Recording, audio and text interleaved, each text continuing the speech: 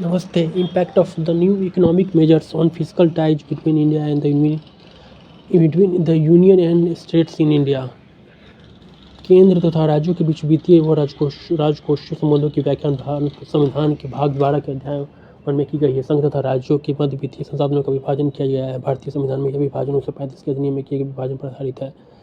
वर्तमान विभाजन के अनुसार कुछ कर केवल राज्य सरकारों को सौंपे गए हैं। राज्य सरकारें अपने द्वारा लगाए गए करों को स्वयं एकत्रित करती है और स्वयं भी अपनी आवश्यकताओं की पूर्ति के लिए उस धन को व्यय करती है। अनुच्छेद 266 के अंतर्गत भारत और राज्यों की संचित निधियों और लोक सेवा लेखाओं की स्थापना की गई है।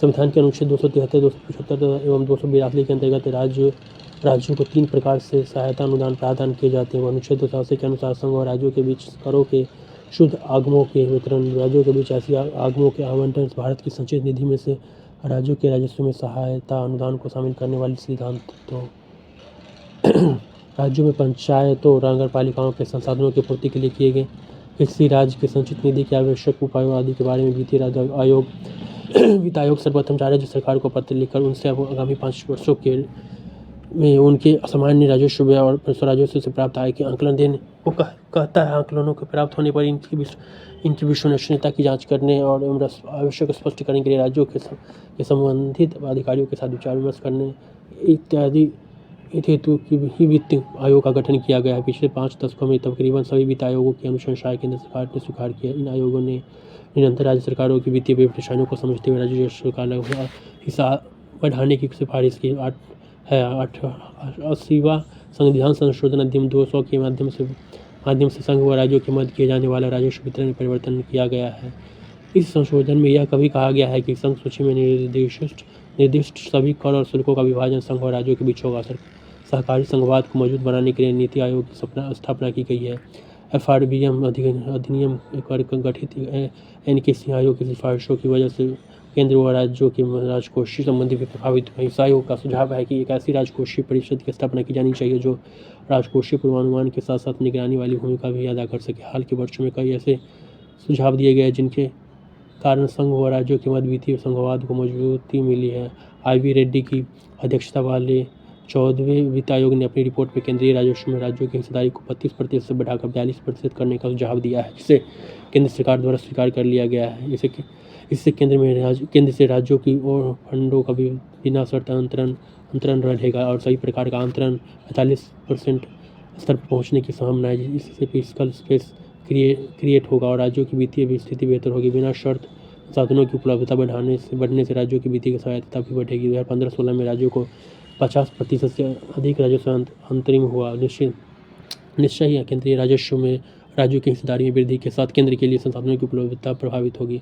इसके मद्देनजर वित्त आयोग ने अपनी रिपोर्ट में केंद्र द्वारा चलाई जा रही 8 योजनाओं को बंद करने का सुझाव दिया और कई केंद्र प्रायोजित योजनाओं के लिए किए केंद्र द्वारा होने वाले अंशदान में भारी कटौती करने की सिफारिश के 20 केंद्र प्रायोजित स्कीमों में से केंद्रीय समर्थन की वापसी का सुझाव दिया गया। पुलिस बलों का आधुनिकीकरण, राजीव गांधी पंचायत सशक्तिकरण, स्वस्थ भारत मिशन, राष्ट्रीय खाद्य प्रसंस्करण जैसी योजनाओं को बंद करने का सुझाव दिया गया, जिससे सामाजिक आर्थिक समावेश की प्रक्रिया अवरुद्ध होने की संभावना है। इस रिपोर्ट में सामान्य राज्यों और विशेष दर्जा प्राप्त राज्यों के वर्गीकरण को समाप्त करने की सिफारिश की गई। इसी रिपोर्ट में 11 राज्यों को अंतरण पश्चात राजस्व घाटे की भरपाई के लिए 1.94 लाख करोड़ रुपए की राशि प्रदान की गई। आयोग ने सहयोगी संघवाद की भावनाओं को मजबूती प्रदान करने के लिए अंतर्राज्यीय परिषद के विस्तार पर बल दिया और इससे यह अपेक्षा की गई कि यह राज्यों के लिए विशिष्ट अनुदानों की पहचान करेगी। राज्यों को आश्वस्त करने के लिए आयोग ने विधिक कार्रवाई के जरिए स्वायत्त GST मुआवजा फंड की स्थापना का सुझाव दिया।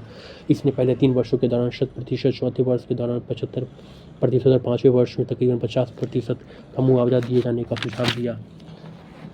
14वें वित्त आयोग ने राजस्व वितरण के फॉर्मूले में भी संशोधन का सुझाव दिया, जहां 13वें वित्त आयोग ने राजस्व वितरण में जनसंख्या का 25% भारांश दिया। वहीं 14वें वित्त आयोग ने इसे बढ़ाकर 27.5% कर दिया।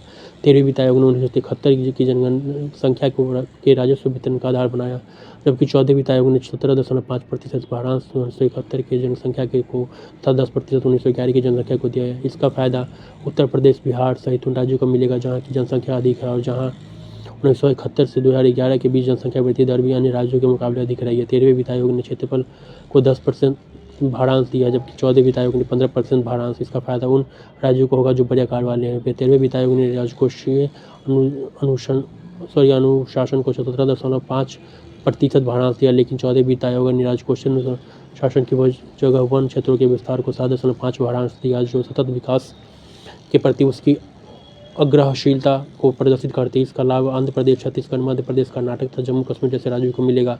14वें वित्त आयोग केंद्रीय राज्य के राजकोषीय संबंधों में प्रभावी हस्तक्षेप करता है। इस आयोग ने राज्यों के साथ साथ पंचायतों की स्थिति को भी मजबूत किया है। यह संसाधनों के उपयोग के संबंध में राज्यों की अधिकारिता में केंद्र के हस्तक्षेप को सीमित करेगा, क्योंकि इससे 70% राजस्व अंतरण बिना शर्त होगा। इस आयोग से कम विकसित व निम्न जीडीपी वाले राज्यों को अधिक संसाधन उपलब्ध हो सकेंगे। इस रिपोर्ट के कारण केंद्र का फिस्कल स्पेस सीमित होता दिखाई पड़ रहा है। इसी कारण केंद्र के द्वारा सामाजिक क्षेत्र पर किए जाने वाले सार्वजनिक व्यय में कटौती की जा रही है। दूसरी बात यह है कि केंद्र अब सामाजिक क्षेत्रों के खर्चों की जिम्मेदारी राज्यों को सौंप रहा है, जबकि इस संदर्भ में राज्यों को न तो अनुभव और न ही विशेषज्ञता। संसाधनों के राजस्व में राज्यों को मिलने वाले स्वायत्तता, अगर इसका संबंध सकारात्मक पक्ष है तो सामान्य श्रेणी व विशेष दर्जा प्राप्त राज्यों के वर्गीकरण की समाप्ति और पिछड़ा क्षेत्र अनुदान निधि की समाप्ति संतुलित एवं समावेशी विकास की संभावनाओं को हतोत्साहित करेगी। नीति आयोग का गठन जिसके पीछे सरकारी संघवाद को मजबूत करने की भावना है, उसकी गवर्निंग काउंसिल में सभी राज्यों के मुख्यमंत्रियों और संघ शासित प्रदेशों के लेफ्टिनेंट गवर्नर शामिल होते हैं। नीति आयोग ने न तो राज्यों से बिना पूछे योजनाओं का निर्माण करता है, न ही उन्हें राज्यों के ऊपर थोपने का काम करता है। जीएसटी भी राज्यों की राजकोषीय स्थिति पर बहुत अंतर डालेगा। जीएसटी के बाद टैक्स वे राज्य सरकारें वसूल करेंगी जहां उत्पाद की खपत होती है। इसलिए उत्तर प्रदेश और बिहार जैसे कम विकसित राज्यों को अधिक संसाधन मिलेंगे, क्योंकि वहाँ उपभोक्ताओं की बड़ी संख्या है। राज्य सरकारों के राजस्व के लिए अहम माने जाने वाले ईंधन, रियल एस्टेट और आबकारी विभाग इससे अलग है, और सरकार ने रॉयल्टी भुगतान के नियम भी बदले हैं। राज्यों को मिलने वाला वैट, मनोरंजन कर, luxury tax, lottery tax, entry tax, चुंगी इत्यादि समाप्त हो जाएंगे। नीति आयोग राज्यों के प्रदर्शन हानि को मापने के लिए स्वास्थ्य, शिक्षा और जल प्रबंधन का एक सूचकांक लेकर आया है, ताकि राज्यों के सामाजिक कार्यक्रमों के परिणामों को जानने, एक दूसरे के प्रति प्रतिस्पर्धा करने और नवाचारों को समझने में मदद मिल सके। अंतर्राज्यीय आम असमानता लगातार बढ़ती जा रही है। तमिलनाडु में रहने वाले व्यक्ति की सालाना आय बिहार में रहने वाले व्यक्ति से आज 4 गुना अधिक है। जीएसटी इस असमानता को और बढ़ा सकता है, ऐसी आशंका है। पहले से ही औद्योगिक रूप से पिछड़ा हर क्षेत्र कंपनियों को टैक्स में छूट देकर अपने यहाँ आमंत्रित कर सकता है, पर अब ऐसा नहीं हो पाएगा, क्योंकि उसे अन्य राज्यों के समान ही दरें रखनी होंगी। यह नए आर्थिक उपायों का एक बड़ा प्रतिगामी कदम है। कुछ आर्थिक आलोचकों का यह भी कह रहे हैं कि जीएसटी से राज्य अपनी राजकोषीय सहायता खो देंगे, क्योंकि वे अपनी आवश्यकता अनुसार कर नहीं लगा पाएंगे। किंतु जिस प्रकार से मुआवजे का प्रावधान किया गया है, इस आशंका को नकार देता है। आरबीएम के मायने में एनके सिंह समिति ने एक राजकोषीय परिषद का सुझाव का दिया, जो कि एक स्वतंत्र निकाय होगा। यह भी दिए गए वर्षों के लिए सरकार की राजस्व घोषणाओं की निगरानी करेगा।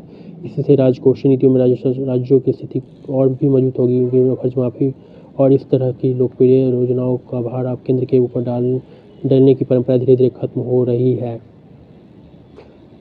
निष्कर्षतः कहा जा सकता है कि एनकेसी समिति की एफआरबीएम रिपोर्ट 2013वें व 14वें वित्त आयोग की रिपोर्ट नीति आयोग की स्थापना एवं उसके कुछ कदमों तथा जीएसटी वगैरह के लागू होने से केंद्र और राज्यों के राजकोषीय संबंध बहुत प्रभावित हुए हैं। एक तरफ जहां ये कदम धीरे धीरे राज्यों को राजकोषीय स्वायत्तता प्रदान कर रहे हैं, तो वहीं दूसरी तरफ ये राज्यों को जवाबदेह व जिम्मेदार बनाने का भी कार्य कर रहे हैं। इससे सरकारी संघवाद की भावना मजबूत हो रही है। Thank you.